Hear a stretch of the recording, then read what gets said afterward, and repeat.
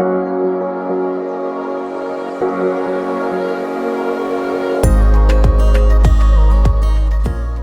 Dr. Joseph Parks with Florida Plastic Surgery Group. We're going to talk a little today about breast implant removal. Women present to the clinic for breast implant removal for a number of reasons. Generally, breast implants are not considered to be a lifetime device, so the recommendation from the implant companies is that after about 10 to 15 years, you go in and change the implants out for new devices. This prevents a number of longer-term problems that can develop surrounding breast implants. So that's probably the most common thing that we experience.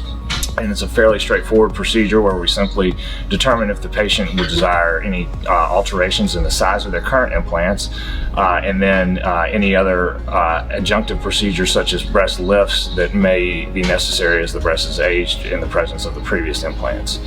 Another consideration are women that have implants that have been in place for a longer period of time, usually greater than 10 to 15 years, and have oftentimes developed what's referred to as a capsular contracture. So your body forms a scar capsule around the implant itself, and over time, particularly with a ruptured silicone breast implant, the inflammation from this presence of the silicone can create a capsule that's hardened and even somewhat calcified.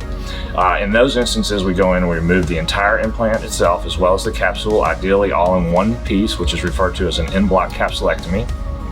This usually allows for removal of all of the silicone along with the capsule with that single maneuver.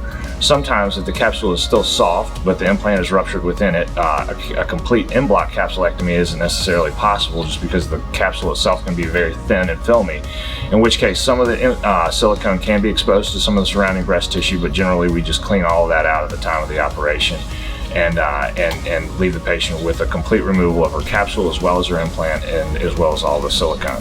The next consideration is what to do after an implant has been removed. Again, that depends on patient preference. If they would like to have the implant replaced, that's feasible at that time.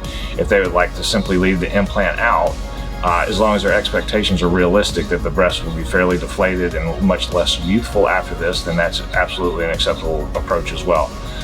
Interestingly, a lot of women have had breast implants placed when they're younger in life, and they've aged and had children during the course of the lifetime of their implant. And at the time of removal, their breast tissue is actually more plentiful than it was prior to the implant. So in that situation, patients oftentimes benefit from simply having the implant and the capsule removed and then having a mastopexy or a breast lift performed at the same time. And oftentimes this can result in a rejuvenated breast that's smaller and a little less full than they would have with an implant, but that's very youthful and acceptable, kind of given their background. Post-operatively, kind of depending on what the approach is, if the implants are simply removed and replaced, generally a patient does not require drain tubes. This is usually performed through a small incision, which can utilize the same scar as their original surgery. They usually recover in 1 to 2 weeks after the surgery and are usually back to regular activities in 3 to 4 weeks.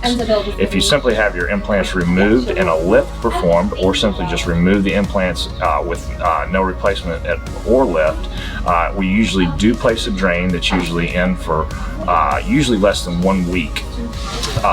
Patients are encouraged to use compressive garments such as a snug sports bra with some padding inside to help with swelling. Again, incisions usually heal within 2 weeks, and patients are usually able to return to regular activities within 3 to 4 weeks and full exercise, etc., within 6 to 8 weeks after surgery.